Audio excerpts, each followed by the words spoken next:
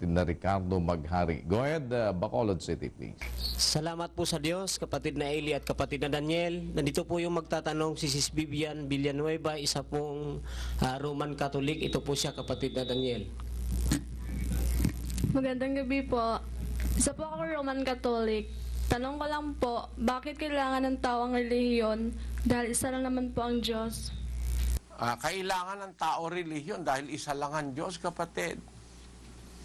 Kaya nga natin kailangan ng relihiyon dahil isa lang ang Diyos. Bakit ko sinabing ganon? Kasi yung wala sa relihiyong totoo, naloloko yun. 4:8 ng Galacia. Gayunman ang panahong yaon sa hindi ninyo pagkakilala sa Diyos, kayo'y nasa pagkaalipin ng sa katutubo ay hindi mga Diyos. Kung wala ka dun sa relihiyon na totoo, maaalipin ka ng hindi talagang Diyos.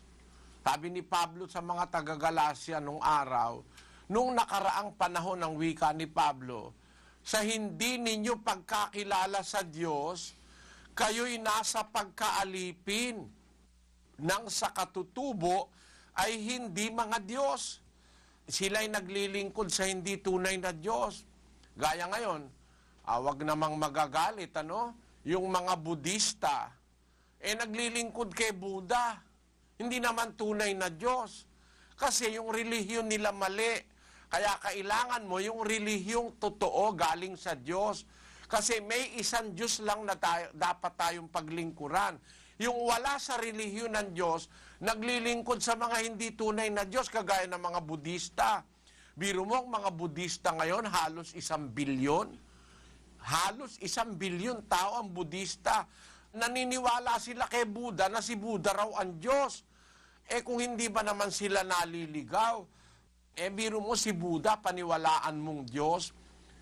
May mga Pilipino pa nga Budista sukat maniwala kang Diyos yan, tao lang yan, namatay. Di ba mali ang relihiyon na yan? Kaya pag wala ka sa relihiyon ng Diyos, mabibiktima ka ng maling relihiyon, kapatid.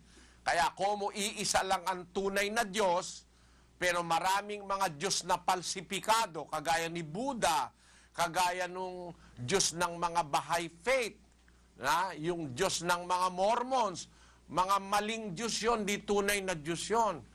Kaya kailangan mo yung talagang relihiyong sa Diyos dahil isa lang ang tunay na Diyos.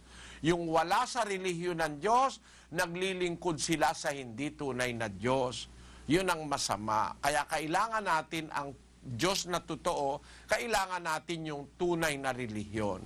Naunawaan mo ako, kapatid na Vivian? Opo. Salamat sa Diyos.